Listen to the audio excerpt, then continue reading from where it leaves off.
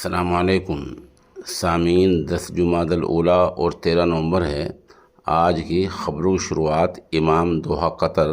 कारी अमीर आलम कासिमी की तिलावत कलाम पाक से की जा रही है।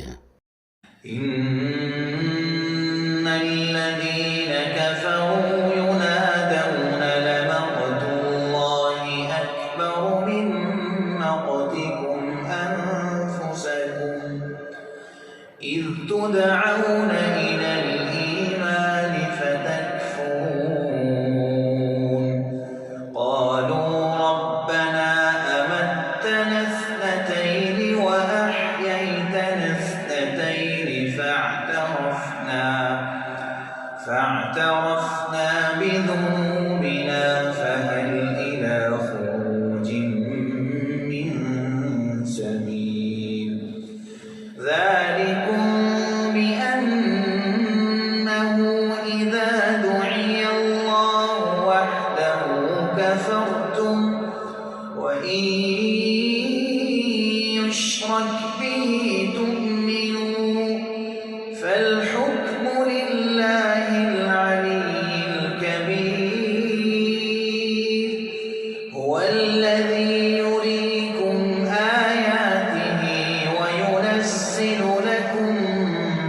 من السماء رزقا وما يتذكر إلا من ينيب فادعوا الله مخلصين له الدين ولو كره الكافرون رفيع الدرجات ذو العرش يلقي الروح من أمره على من يشاء من عباده لينذر يوم التلاق يوم هم بارزون لا يخفى على الله منهم شيء لمن الملك اليوم لله الواحد القهار اليوم تجزى كل نفس بما كسبت لا ظلم